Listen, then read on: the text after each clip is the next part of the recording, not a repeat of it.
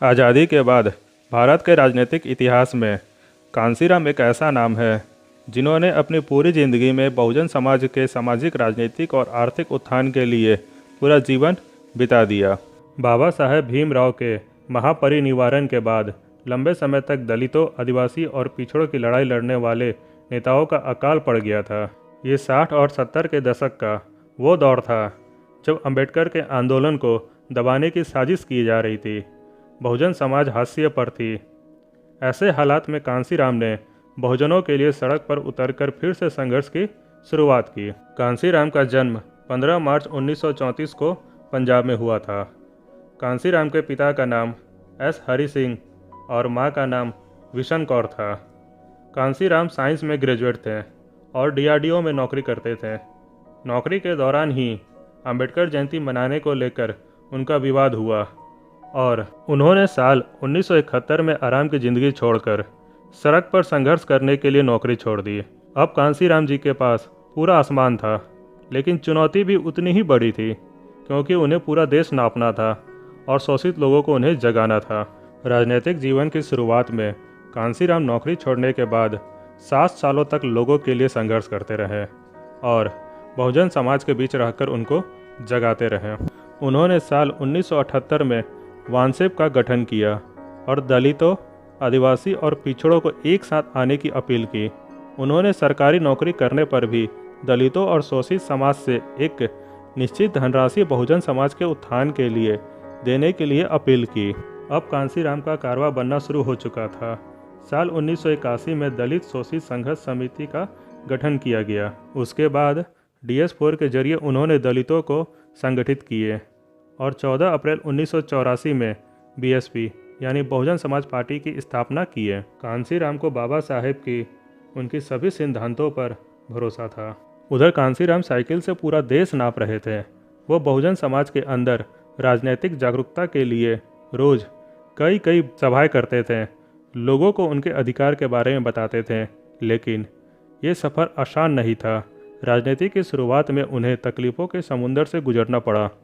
कई मील उन्हें पैदल चलना पड़ा। साइकिल चलाते चलाते वे बेतहाशा थक जाते थे। कई बार तो ऐसा होता था कि भूखे पेट ही सो जाना पड़ता था। लेकिन ये वो तकलीफ़ें थी जो दिखाई पड़ती थी। कांशीराम इन तकलीफ़ों के साथ साथ मानसिक की भी बड़ी लड़ाई लड़ रहे थे। उन्होंने परिवार को त्यागने का भी संकल्प ले लिया। कांशीराम समाज को अपनी पूरी जीवन देने के लिए परिवार से नाता तोड़ दिया था। वे अपनी एक बहन की मौत और दूसरी बहन की शादी पर भी अपने घर पर नहीं गए थे। यही नहीं, पिता के अंतिम संस्कार में भी वो शामिल नहीं हुए। एक बार कांशीराम की मां उन्हें वापस लेने के लिए पुणे आई, लेकिन उन्होंने लोगों की भलाई के लिए अपनी मां की ममता को भी ठुकरा दिया था। कांशीराम लगातार 20 सालों तक राजनीतिक जमीन तैयार करने में लगे रहे। अब समय आ गया था कि वो अब बड़ा राजनीतिक फैसला करे, और उन्होंने किया भी। साल 1981 में इलाहाबाद के संसदीय क्षेत्र में VP सिंह के खिलाफ चुनाव लड़े। चुनाव में भले ही वो हार गए, लेकिन उन्हें पूरा देश उनको अपना नेता मान चुके थे। 1991 में कांशीराम इटावा से लोकसभा का चुनाव जीतकर पहली बार सदन पहुंचे। यही वो समय था जब बहुजन समाज पार्टी और मुलायम सिंह की पार्टी समाजवादी पार्टी से गठबंधन हुई और उत्तर प्रदेश में सरकार बनी। लेकिन सबसे बड़ा उलटफेर होना बाकी था। 1995 में बहुजन समाज पार्टी ने मुलायम सिंह की पार्टी समाजवादी पार्टी से अपना समर्थन वापस ले लिया और बीजेपी के सहयोग से मायावती CM बनी। इधर कांशीराम दूसरी बार 1996 में होशियारपुर से सांसद बने और सदन पहुंचे।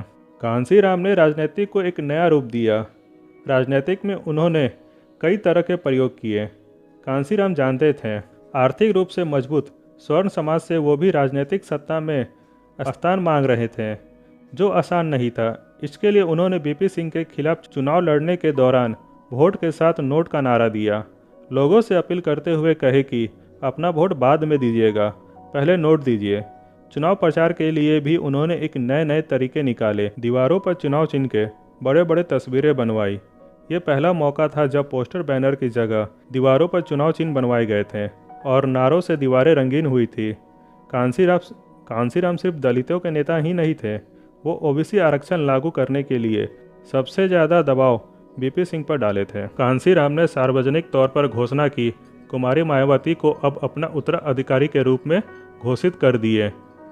उनकी राजनीतिक सक्रियता लगभग बनी रही, लेकिन उम्र के अभाव में और सेहत के खराब के चलते शरीर कमजोर होने लगा था। 2003 में लकवा ग्रस्त होने के कारण वे सक्रिय राजनीतिक से दूर चले गए और फिर 2 अक्टूबर 2006 को दिल्ली में उनका निधन हो गया।